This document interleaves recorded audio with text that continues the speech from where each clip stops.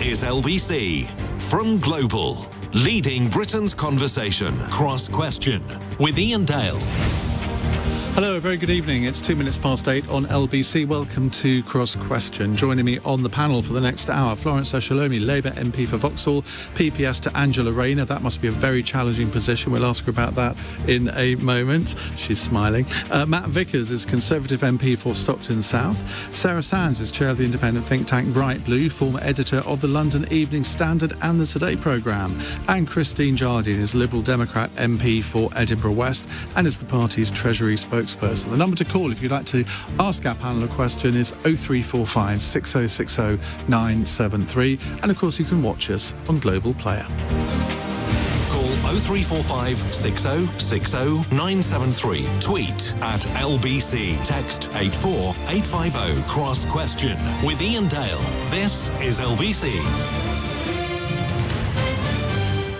Well, welcome to you all. Let's go to our first caller. It's Ulf in Hamburg. Hello, Ulf. Good evening. My question, why should the EU trust that the UK will help in the protection of the single market? Sarah Sands.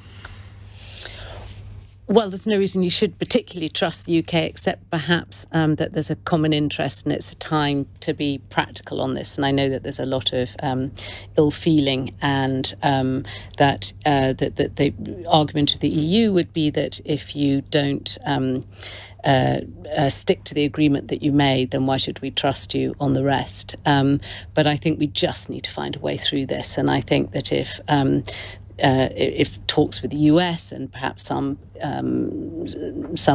partners who don't feel that they're so sort of bound up in this relationship, we just need to find a way through it, because otherwise it's disastrous.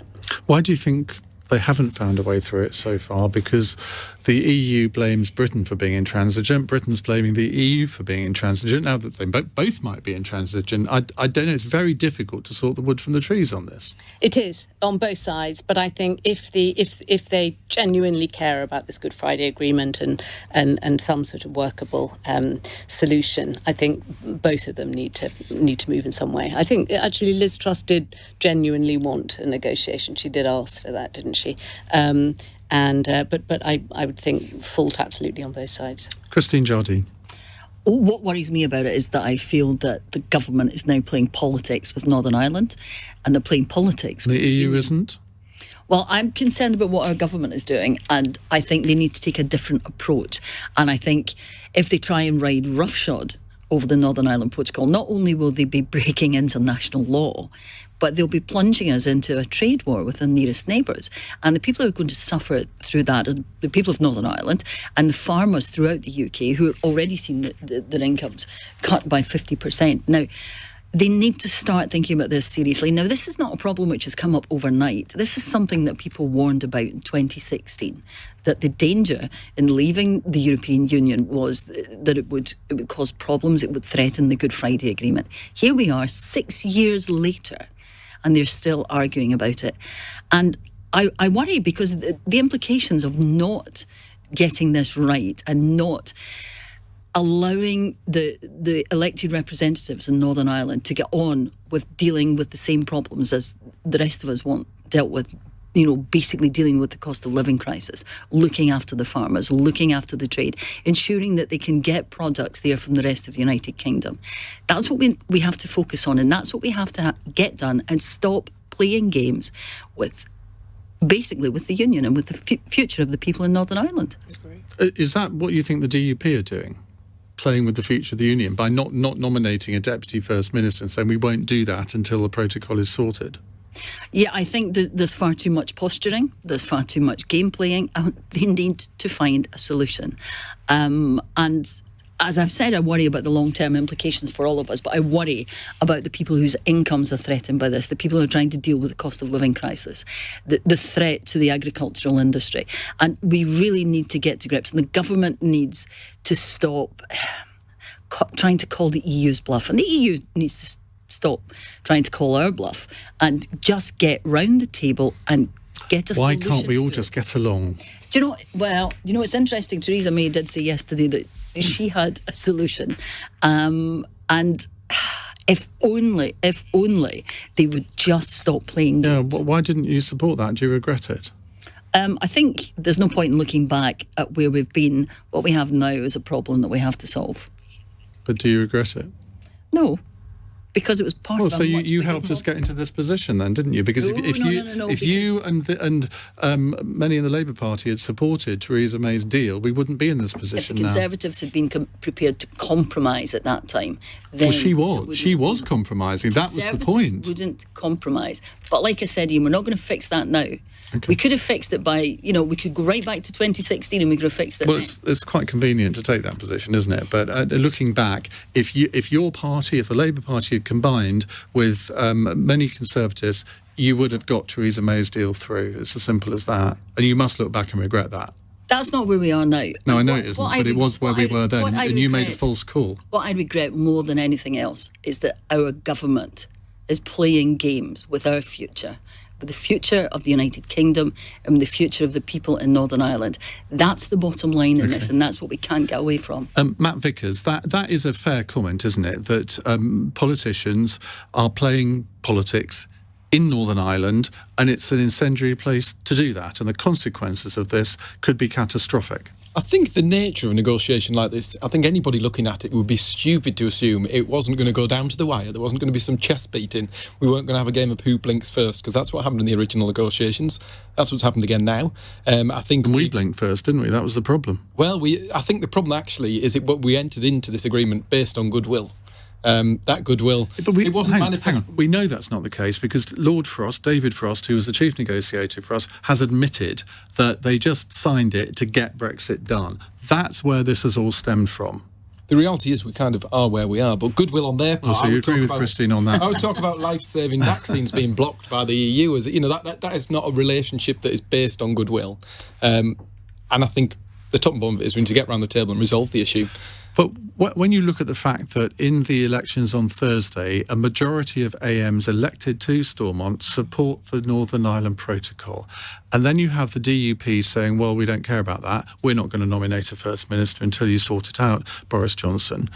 Well, it's not within his gift to sort it out in the sense that the EU have to agree to whatever he's proposing, and they're clearly not going to do that. Well, I think, you know what? The DUP are making their voice heard about a situation that is entirely unacceptable to them and entirely unacceptable to the people of Northern Ireland. And I don't think that message is just for Boris. That is simply not true. When you, as I said, the majority of AMs support the Northern Ireland Protocol. There was a report out today that we heard from Neil Richmond, an Irish Member of Parliament, which says that the Northern Ireland economy is booming like never before. It's outperforming the rest of the UK. So what's not to like? And a lot of business in Northern Ireland supports the protocol. It's deemed unacceptable by some. But I would not say a the majority. electorate spoke on that, and I think that... Well, the electorate did speak on that. What part of that don't you get? Well, I completely disagree with it. I think the electorate spoke, put Sinn Féin in power. The reason that occurred was partly because of people's objections to the protocol.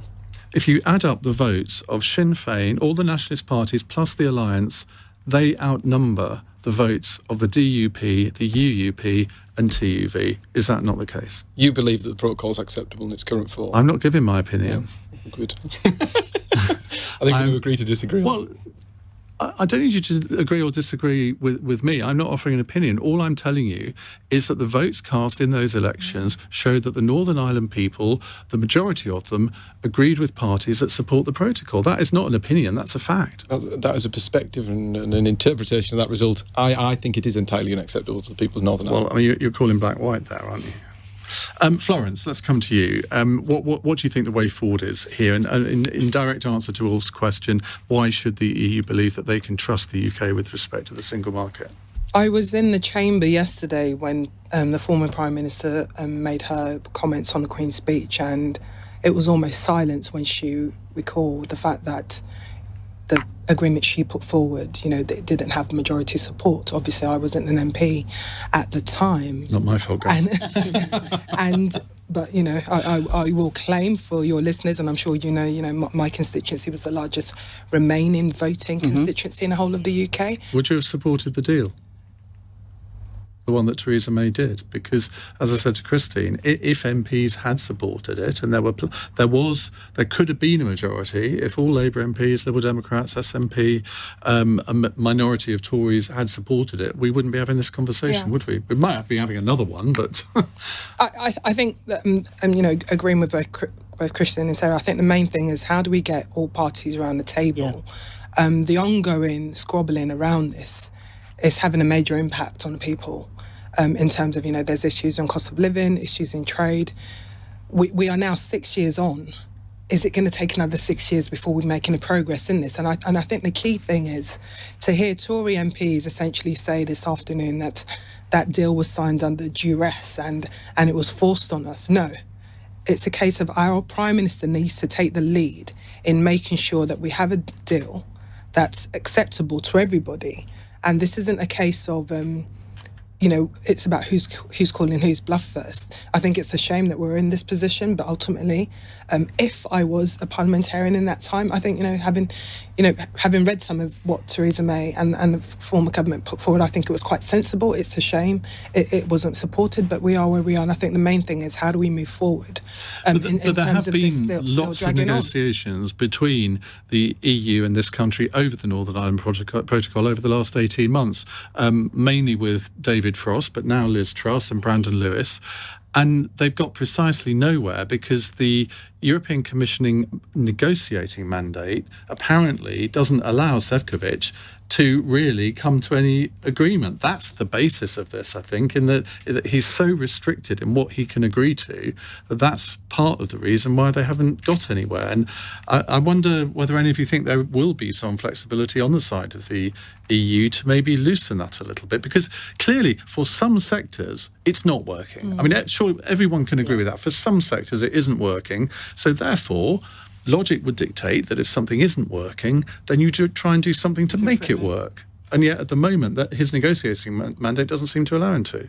Well, surely that's the skill of the negotiators, to find something which will allow it to open up, to find some way of making it acceptable to whoever you're negotiating with, that they compromise with you. You have to find a compromise. And that's the job of the negotiators. That's the job of the government, not to ride roughshod over international agreements, but to find a way of coming to a compromise and an agreement that can make it work, can make the situation work for the people of Northern Ireland, because they've had 6 years.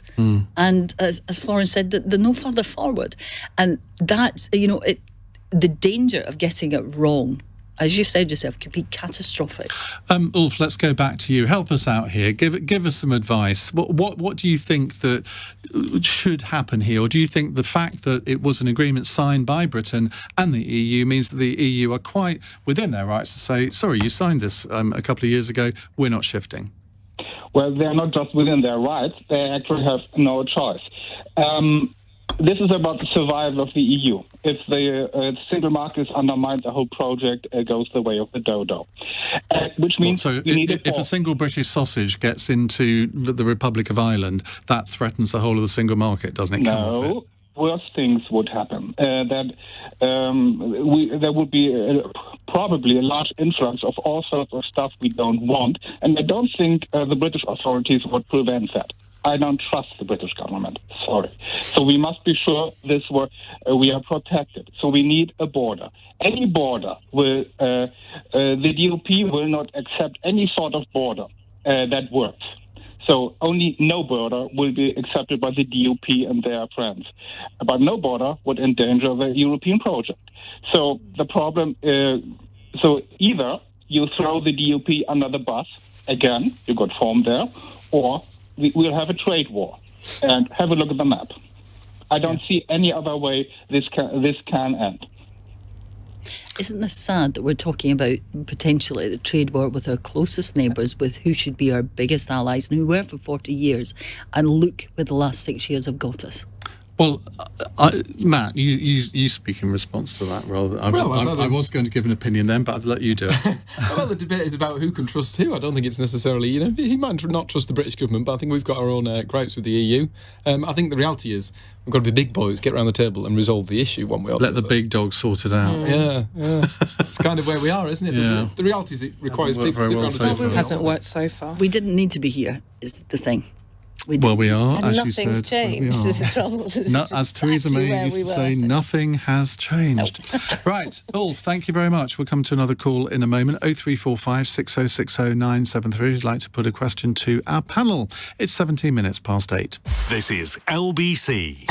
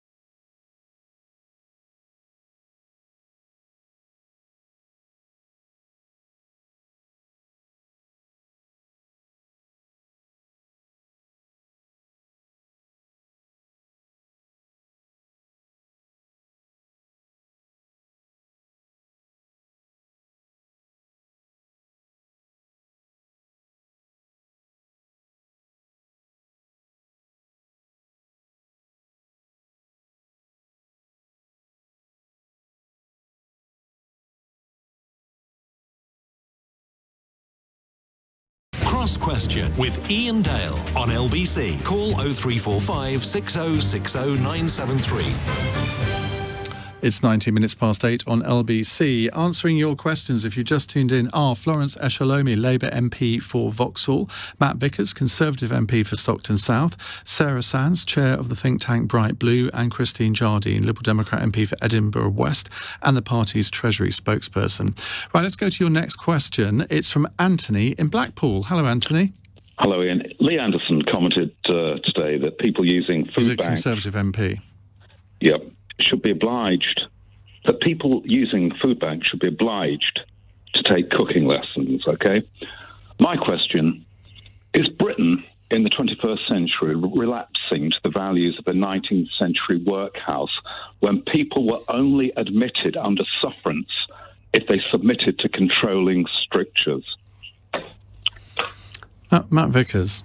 I haven't seen him actually ask the question. I haven't seen him the specific wording and what went on there.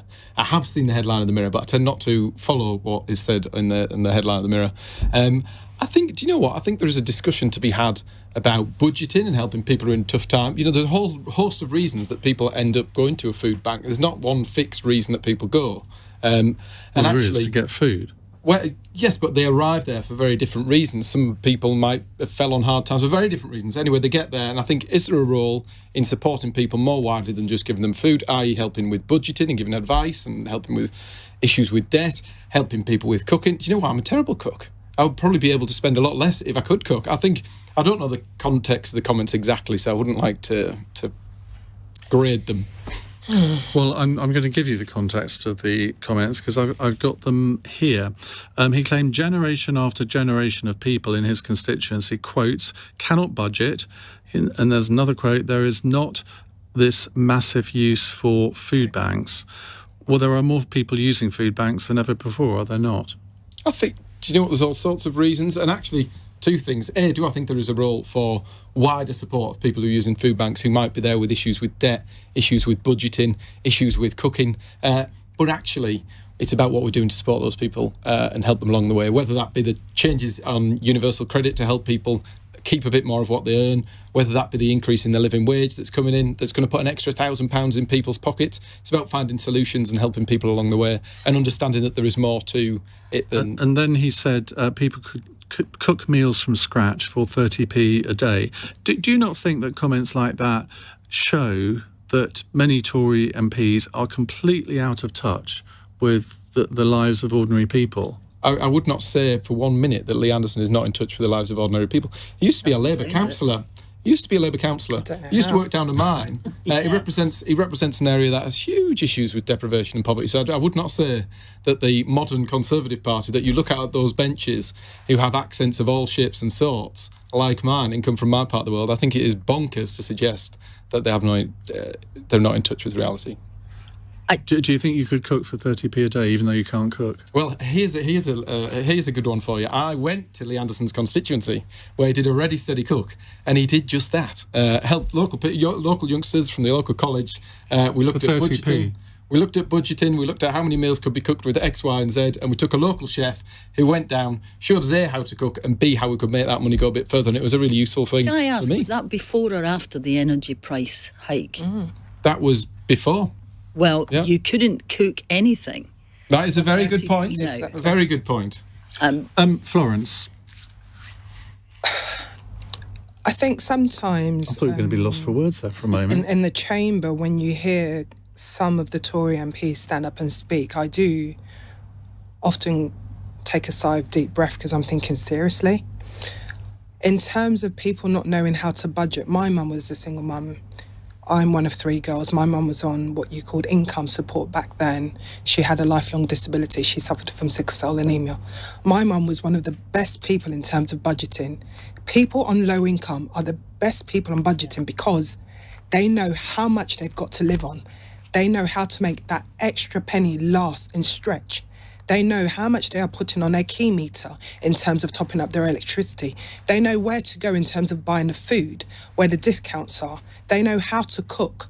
They are hoping to use cash instead of tap in, tap out, because that's the way they keep a check on their budget. So to have a Tory MP say that they don't know how to budget, that's an insult. Frankly, it is an insult. And the fact that we are seeing more people using food banks now. Again, I grew up on the household of low income. I had free school meals at both primary and secondary school.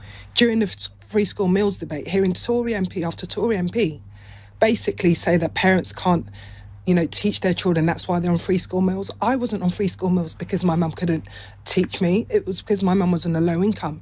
And to have that kind of language and rhetoric coming out is just so degrading, and it's not fair on the people we all seek to represent. What we need to look at is why people are having to use food banks.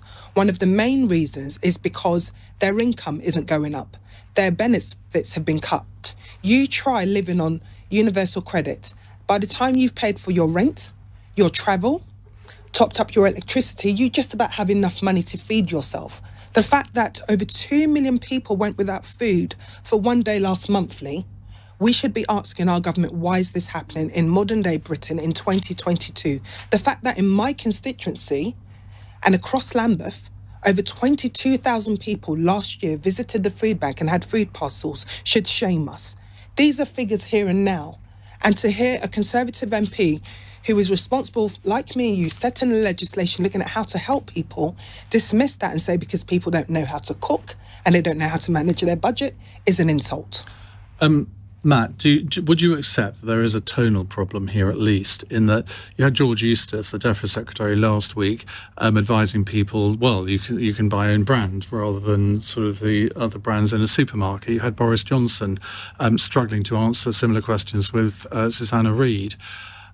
Is it really that difficult to come up with things other than saying, well, people need to learn to cook or buy own brands? I think, do you know what? I don't think it is a bad thing to say that we will try to help people wider than just giving them food at a food bank. We will try to support them in budgeting. And that's not what food banks do. No. Food banks already, those fantastic volunteers, I should add, working in our food banks up and down the country, already provide debt advice, already provide access to how they can help them in terms of immigration, housing support, already provide nutritional support. They provide all of that already. Okay, let's say from Christine and Sarah. I think that's a positive. Surely, Matt, the reason that people are forced to turn to food banks is because the government isn't giving them the help they need. That's the problem. The government isn't doing. The government's coming up with ideas, like Iain said, buy value brands. I have never met a person on low income or who was struggling who didn't already know that and wasn't already doing it. They've run out of ideas on how to help people, and they're not listening to the ideas that the other parties put forward about cutting VAT, about a windfall tax on the energy industry. Put money back in people's pockets. Instead of tax hikes, give them the money to spend, to go out and put, in the local shops. It helps the economy if you've got people spending money. And like Florence, I come from a working class background, and I could not believe what I read Lee Anderson had said, because to me that is just...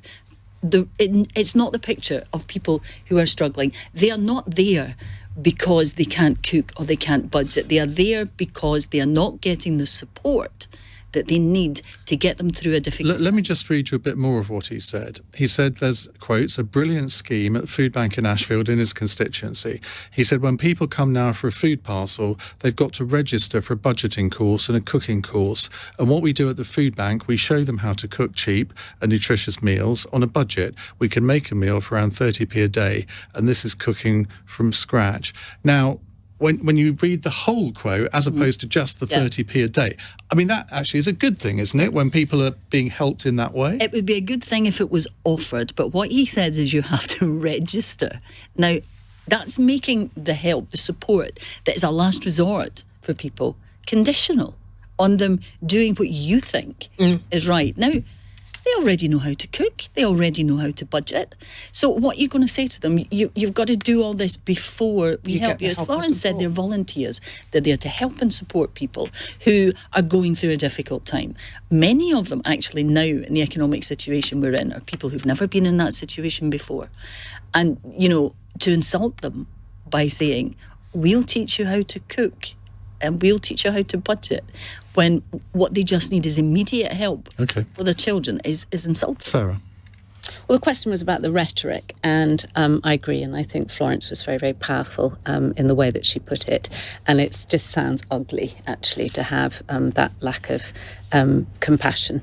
And I think it is a real problem. We see, particularly with cost of living, we saw it through the pandemic, that there is a growing inequality. And I think it's all right, the Conservatives talking about levelling up, but you actually have to you just have to have a sort of language of compassion. And I think that's what was lacking here. And that is right, isn't it, Matt? It's the language here. I mean, maybe people should think, OK, what would David Cameron say here? Because obviously he came from a privileged background, but he always seemed to be able to relate to people in a way that maybe some of your colleagues are struggling with at the moment, to put it mildly. Two things. I have fantastic voluntary organisations in my part of the world, and I think that many of the people who go there, in fact, having talked to many of the people, there is value in the support with budgeting, with debt advice, with cooking. It's actually useful to them and helpful. So I don't think we should throw the baby out with the bathwater. It's a good thing, and it's something that should be part of the offer to support people who are in the most need. But going back to the approach of cutting VAT, actually, we would be cutting VAT for millionaires. Everybody would benefit. What we need to do is targeted support, which is exactly what the government's doing, changing that UC taper rate so those on the lowest incomes will have an extra £1,000 in their pocket, increasing the living wage.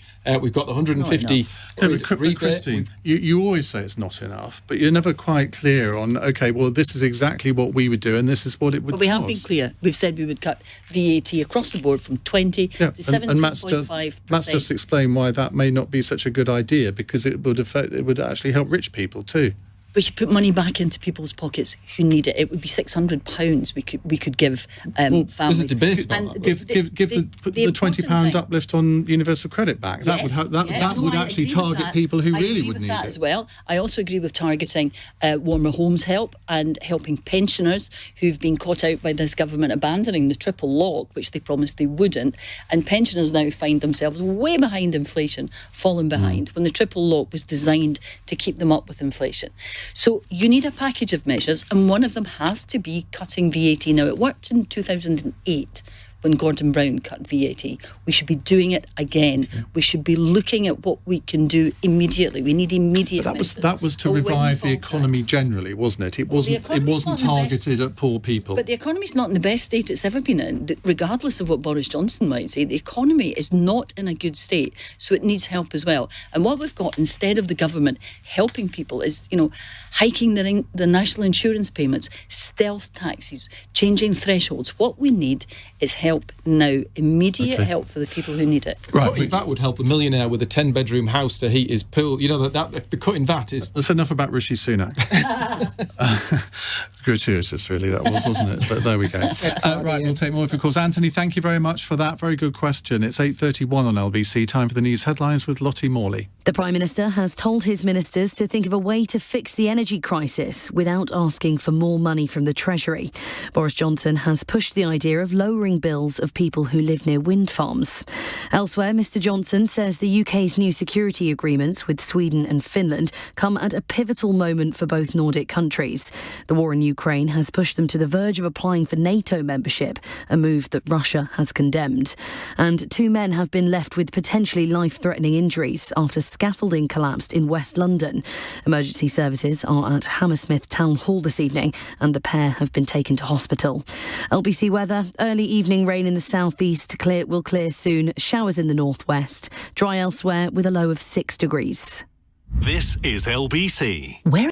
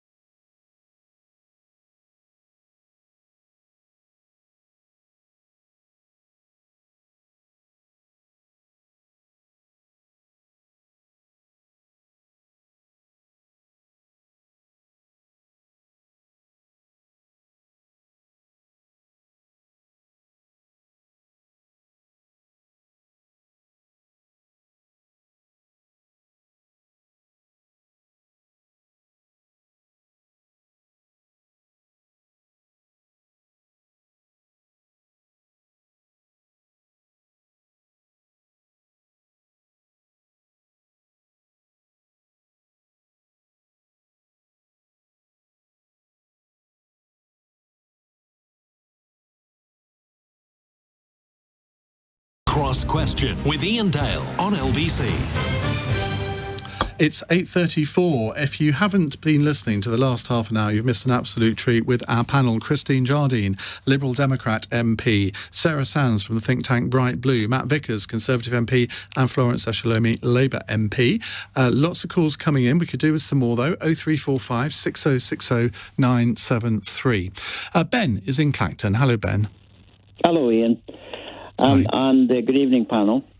The question is, what does the panel think about the Boris Johnson agreeing with Finland and Sweden to come to their aid if they're attacked when they're not in NATO? So Boris Johnson has been in Helsinki and I presume Stockholm today, talking to the Finnish Prime Minister and the Swedish Prime Minister. They've announced security pacts between Britain and those two countries. And obviously both of those countries are more than considering joining NATO. They're likely to apply to join very, very soon. Florence, how significant do you think this visit has been? I think there's still a lot we need to look at in terms of the details in the agreement. I think it's good that both Sweden and Finland are thinking about joining NATO. I think the more we see European countries condemning what's happening in Russia, the better. Calling out an invasion on another state and being unified in that. Again, I think it's so good to see all parties in Parliament coming together unified on that act.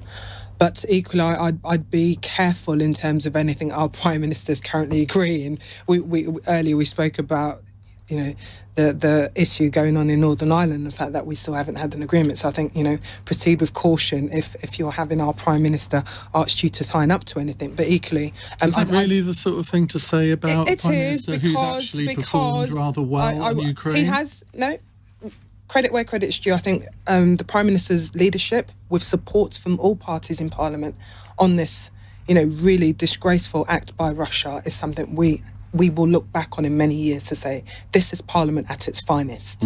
And again, like both Christine and Matt, I was in the chamber to listen to President Zelensky, and I think, but equally going forward, there are still life threats from Russia. The fact that other countries are thinking, what could be Russia's next step, wanting to be part of that military operation, military defence on that is again something we need to look at. I think we should look at the details in the agreement, but it's positive steps. I mean, Ben's point is that it might be premature to come to agreements like this. I mean, I'm assuming what he means by that is sort of prodding the Russian bear a bit. I disagree with that. I think what the Russian invasion has shown, not just countries in Europe, but right across the world, is that we cannot all sit back and allow dictators to do as they please and think that in this day and age you were going to invade a sovereign country. So all countries are looking at what would they do, how can they help support. And I think, for Sweden and Finland to be thinking about joining NATO is a good thing, and it's something that we in the UK should welcome. And Sarah Sands, if Russia hadn't invaded, this debate wouldn't be going on in those countries, would it? So the Russians have sort of kicked themselves in the foot in that regard. But Putin has said that if Finland and Sweden do join NATO, there would be consequences. I mean, should that send a shiver down our spine? Well, it certainly should, and we know the talk of nuclear escalation and so on has become now slightly too familiar. And so while I think it's absolutely right that we show military solidarity with Sweden and Finland, and this really is about democracy and hoping to show Russia just how isolated it is, I still think the language is pretty alarming, and we know, as you say, that poor Ukraine trying to join NATO, or the talk of Ukraine joining NATO, Russia still uses as a reason for the beginning of all this. So it's somehow showing absolute strength and solidarity, but just without a kind of recklessness, because I think that we could all just talk ourselves into something absolutely terrifying. Matt Vickers. I think across the country, people can be very proud of the part that Britain's playing in this. The UK is batting well above its weight, whether it be humanitarian aid, whether it be lethal aid, whether it actually be convening people, and that's what's been so powerful. Let's not mention refugees. Well, do you know what? We've got a scheme set up to support people in a way huge. There's people turned up in Stockton now to get support, and I think it's a really good thing that we're offering that financial support to do that. But actually, the entire thing, the reason that the response has been so successful is because we've done it in lockstep with countries that, well, we wouldn't have thought we'd have got such a broad coalition internationally as we've got, and anything we can do to strengthen that, to show that solidarity, to show Russia how isolated it is and how wrong it is, has got to be a good thing. The line in the sand, they've already crept over the line in the sand, and we're putting some more lines in there, and they'll be going back. Christine? I think the agreement that the Prime Minister has signed, I think we should support it and welcome it, because we're in a situation where we need our allies to work together. We have seen what has happened in Ukraine, and we cannot allow any suggestion to get out there that we would allow Putin to take this aggression further and threaten the other countries around Russia. We know that Ukraine's desire to join NATO was instrumental in taking action. It's not just his excuse. He did it because of that. And I think if Finland and Sweden want to join NATO, that is a good thing, and that we should be working with our allies. We should be working towards mutual protection and ensuring that none of us, in terms of none of our countries, feel alone against the potential threat of a Russian invasion, which we have seen in Ukraine is a very real potential if Putin thinks that country is weak and not protected and not part of NATO. So I think the Prime Minister, I think he has done the right thing, and I think this is an agreement that we should support. Great stuff. Ben, thank you very much. Let's take a text from Diane in Carlisle. Should there be an emergency budget to deal with the cost of living? Matt Vickers. You know what, this branding of an emergency budget, I think during the pandemic, we saw announcements every day for months and months and months, and we responded to the circumstances as they occurred. I think that's what the government's continuing to do, and I think they'll be looking at every package and every opportunity to support people with the means that we have available to us. Do you think they've done enough then? I think, do you know what, the one thing that we've all got to remember is that there is no such thing as government money, it's taxpayers' money, and what we take, it's got to come from somewhere. And actually, I think the right approach is what we're doing in focusing that support on those on the lowest incomes, those who need it most, rather than the VAT cut that'll help the 10-bedroom mansion, heated swimming pool. He'll get a lot more from the VAT cut. You're obsessed with Rishi Sunak. He'll get more from the VAT cut than the single mum in a small house who uses a much less energy. Actually, put that in the mix. We are supporting people. You've got the change in national insurance threshold, £330 in people's pockets. 70% of people are going to get a tax cut out of that. But that's barely touching the sides in the circumstances that we're in, is it? Yeah, so let's talk about universal credit taper rate, £1,000. Increase in living wage, £1,000. £330 from the change in national insurance thresholds, and that's before we talk about the £150, before we talk about the money that we've given to local councils to support those who were most in need. My local authority is still waiting for the money. Yeah, you're lending us our own money. Exactly. You're lending us our own. You said yourself, it's taxpayers' money, it's our money, and you're lending it back to people in the hope that the energy prices will come down. You're gambling with taxpayers' money when it comes to that. Now, an emergency budget, you're talking about taking, giving to the people who need it and taking from the people who've got more. Well, a windfall tax on the energy companies and the massive tech companies that have made a fortune through the pandemic, and now the energy price increase would make a massive difference to families in this country, make a huge difference to their day-to-day lives and how they're able to cope with the cost of living crisis. Plus, Rishi Sunak's got a £40 billion bonus coming from increased taxes and VAT. Why is that not going back to the people in the country who need it most? You can give us list upon list of what the government has done for the past 2 years, and I applauded the furlough scheme. It had massive flaws, and you abandoned, it to, excluded the frauds. UK. Excluded UK. 3 million people that the government denied didn't exist, that everybody was getting it. When, it wasn't perfect.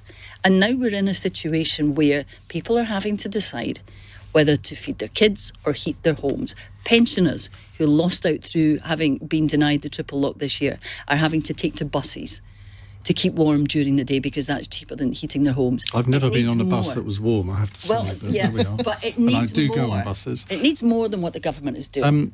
Sarah, in the 1970s, Dennis Healey, when he was Chancellor, had successive emergency budgets and caught a political cold from it because people thought, well, if you have an emergency budget, clearly you haven't planned, you're incompetent. Do you think that's the reason why the Conservatives are reluctant to maybe go down that route? Yes, it may be. I don't know if they are moving on the windfall tax. I think they are. Rishi It's Sunak sort of certainly softening, seems doesn't to be, it, on that. So I think you just have to have something to say in the emergency budget. And I think that there's a sort of nervousness. Of course, one has to pay attention to those who are really suffering. But one also wants a sense that this is an economy that could be on the up. And so I think if you need to also have some sort of statements about where the potential is, where employment can come from and so on, because I guess for conservatism, if it's just all about having to wrap your arms around everyone, it's starting to feel like a very, very sort of big state. I think these are desperate circumstances for some people, and the cost of living is sort of clear, but you just want another message that there is some economic hope as well, I think. Florence. We're talking about the cost of living, but when we look at some of the hardships, some of the choices that some people are having to make right now, it's gone past cost of living. It's about the cost of surviving. People are trying to survive. People are trying to look at how to heat their home. People are trying to look at how to put petrol in the car if they drive. You know, some people still rely on their car for work. People are looking at how to feed themselves and having to make that choice. And when we are seeing some of the energy companies essentially saying we have made this profit and actually we feel that we can give some of it back, it's incumbent on our government to listen and say, well, what more could we do? And Matt talks about taxpayers' money. By going for that windfall tax, it's not taxpayers' money, it's profit. Profit they have made over and above their regular income. Profit that this one-off windfall tax, they would not feel it because it's a one-off tax. But that one-off tax would help so many people here and now. Based on our calculations, that one-off windfall tax would bring in about £2 billion, which would help around 9 million people with £600, which would go towards their energy costs here and now. And my worry is that we're talking about some of the issues people are facing here and now. This is going to get worse. This is only the beginning. We are going to see more people fall into destitute. We are going to see more people having nowhere to squeeze, nowhere to turn. We are seeing people who normally have that disposable income now thinking twice about going out. So this whole issue around the economy needs to recover.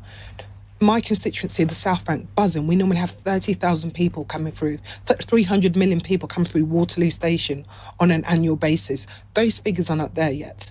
That VAT cut would have helped so many of those organisations along the South Bank and across constituencies. The government needs to face the reality and look at how they can help people now, not in the future, because it's going to get worse. And we're going to hear all about what it's like being PPS to Angela Rayner in just a moment. That's called a tease. It's 8:47. LBC, Nick Ferrari at breakfast. Michael Gove, Secretary of State for Levelling Up. Do you think we need an emergency budget? I don't think we need an emergency budget. I do think that we need to make sure that we have the right balance. If we don't have some kind of budget or some kind of announcement from your colleague, Mr. Sunak, how is that to be brought about? Well, we've already done things like cutting council tax for the very poorest, helping with energy bills for everyone. We are also looking at other steps that we can take to help Mr. everyone. Scrapping MOTs is not exactly going to get it done, is it? Nick Ferrari at breakfast. Back tomorrow morning from 7. Listen on your radio and on Global Player. LBC. There's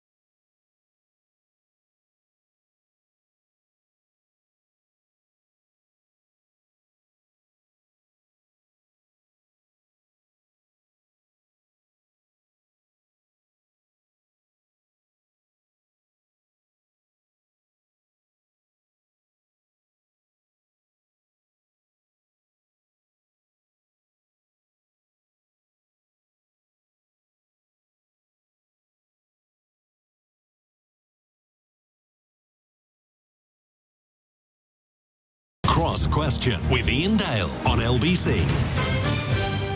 It's 10 to 9 on LBC. So, Florence, what is it like being PPS? Just explain what PPS is to Angela Rayner. PPS, Parliamentary Private Secretary, to Angela Rayner, our fab Deputy Leader of the Labour Party. And it's great working with Angela. There's a different side to Angela that sometimes people don't see, someone who cares deeply in terms of how we can, as a Labour Party, help people who need our help, how we as a Labour Party can look at why it is we lost. She's working in looking at our next But what do you do? Candidates. What do I do? Making sure she gets to places on time. When she's subbing for Keir at Prime Minister's Question Time, the prep for that's quite good. She's got a shadow cabinet brief as well. Shadow cabinet, so obviously we prepare for questions normally on Thursdays. Opposite Steve Barclay, so that's quite fun. And in her role as deputy party leader as well, the work with the party and the party structure. But it's fun working with Angela. She's someone I admire, someone who, like me, comes from a humble background, and I look at some of the stick that she gets and some of the stick in general that women from to be fair, all political parties she got get. a lot of stick last week for doing a bake-off with me and Sajid Javid, saying, there are people seriously on Twitter saying, how dare you mix with a Tory cabinet minister? As if. Right, let's move on and take a text question from Bushra in Sevenoaks. A veteran Palestinian-American correspondent for Al Jazeera has been killed while covering a raid by Israeli forces in the occupied West Bank. Is this a war crime? Christine? I used to be a journalist, and whenever I hear about a journalist hurt or killed in a conflict, I feel for their families, as I do for anyone in those circumstances. I don't know enough, and I don't think anybody knows enough yet about the particular circumstances of what happened. But obviously something has gone terribly wrong because she was wearing a flak jacket and marched with press. Something has gone wrong. Each side is blaming the other, and it's yet another death in the continuing tension between Israel and Palestine that we really do need at some point to focus our attention on and find a solution. But I don't think we know enough yet about what actually happened. Sarah? Yes, I'd agree. And we've seen journalists in war zones, obviously journalists reporting in Ukraine and so on. And so when you hear the flak jacket, the words press, it just must have some special status. And so whatever happened, if we could just think of the role that journalists have. In your role as editor, have you had to send people into war zones, send journalists into war zones? Yes, and you have a duty of care, and so when you hear about something like this, it just makes your stomach turn. I was interviewing Nick Robinson this morning for my All Talk podcast, and we spent a long time talking about his time in Ukraine right at the beginning of the war, and the measures that the BBC had to take to protect not just him, but the camera people, the sound people, and they have security people. And it's quite something, because I remember when it all first started, there was a part of me that I wanted to go, but then I thought, well, I haven't been on one of these conflict courses. I wouldn't know what to do. I'd be a liability in so many ways anyway.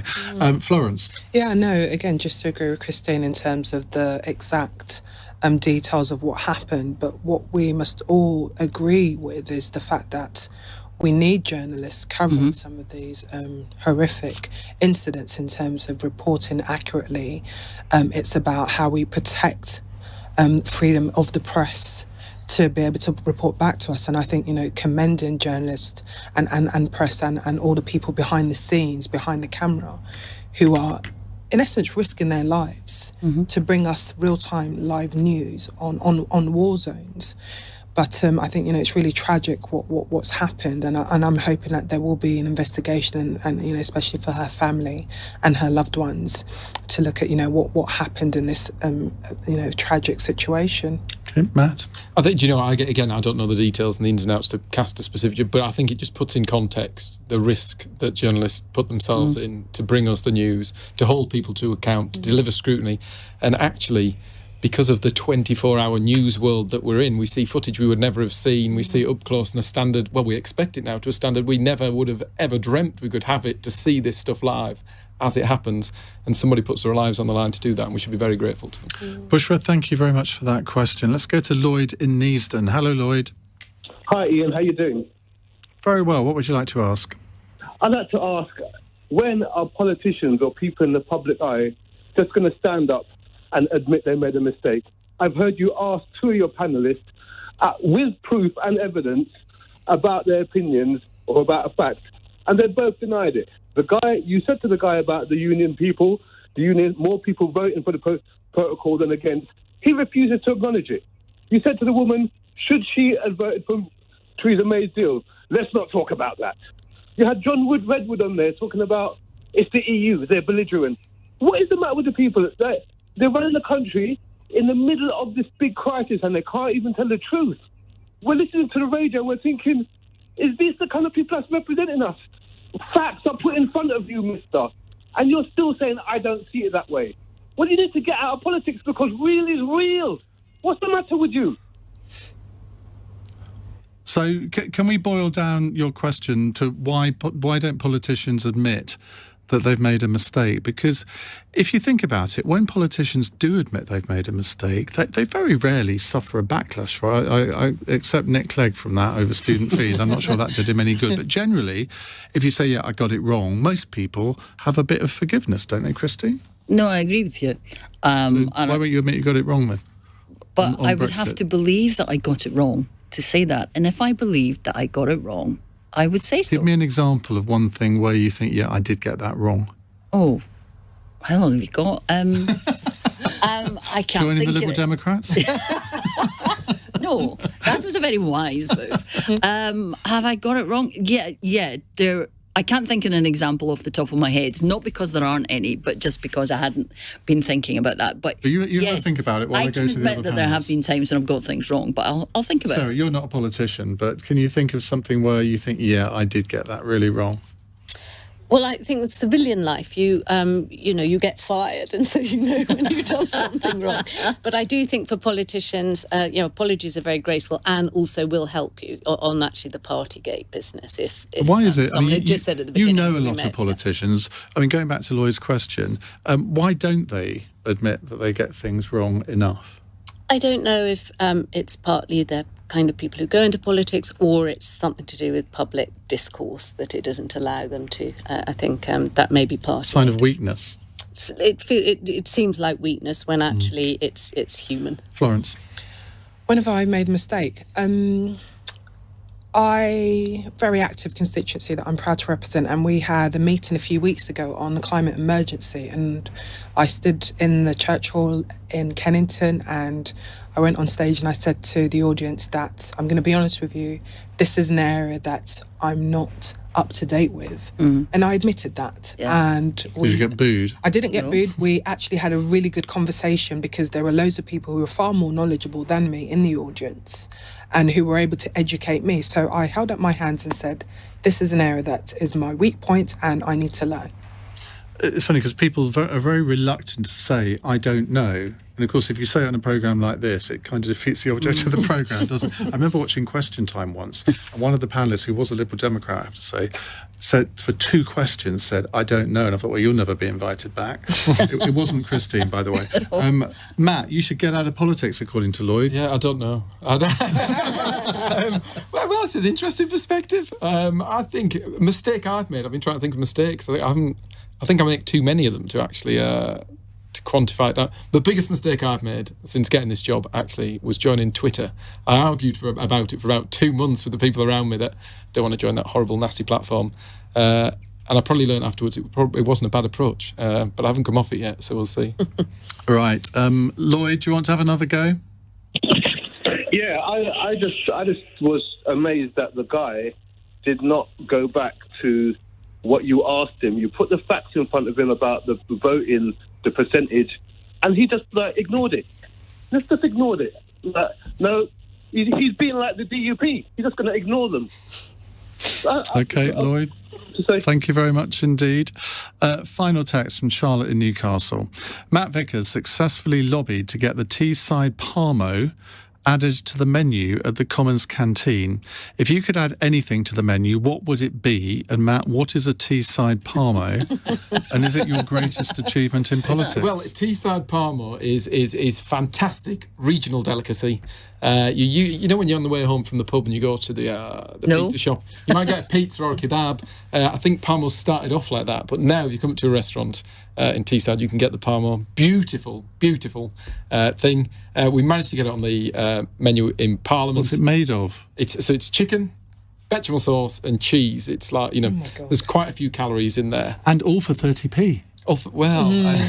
I'll challenge Lee to cook me up one for 30p. Okay, so what would the rest of you like to add to the Commons menu? Christine? I'm going to be a typical Scot here. One of the things I love is haggis, neeps and tatties. Now, we do have it once a year, but I would like to have it more often because there's just something about that. The problem is it has to have a whiskey sauce with it to really get the benefit of the haggis, pour it over it. But I think we could cope with that occasionally. I'm already feeling a bit ill. Florence? It would have to be my favourite jollof rice. But I will be honest with you, Ian, Nigerian jollof rice. We have a friendly, ongoing battle with our Ghanaian neighbours in terms of who has the best jollof rice. So Nigerian jollof rice and some moi moi. Moi moi, what's that? Which is like a bean rice pudding cake. No, don't like that either. Sarah? This is for sort of feel-good boosting British food. I do think English sparkling wine, lots of it, and Norfolk cheese I would put on them. Norfolk cheese? I live in Norfolk and I've never eaten Norfolk cheese. Is it a bit smelly or...? It's... No, because it's from Norfolk. No, I didn't mean that. Oh, my God. It's no Wensleydale. Normal for Norfolk. Right, thank you all very much indeed. Matt Vickers, Florence Eshalomi, Sarah Sands and Christine Jardine. We will be back after the news. And what are we talking about after the news? I've completely forgotten. We're talking about warring neighbours because we're all going to be allowed to vote on planning permission that our neighbours put in. I mean, what could possibly go wrong with that? I want your stories of your neighbours from hell. It's 9:03. On your radio, on Global Player, and Play LBC. leading Britain's conversation. This is LBC. From Global's newsroom at 9 o'clock. The government says more will be done to help with the cost of living crisis, but there won't be an emergency budget. The Prime Minister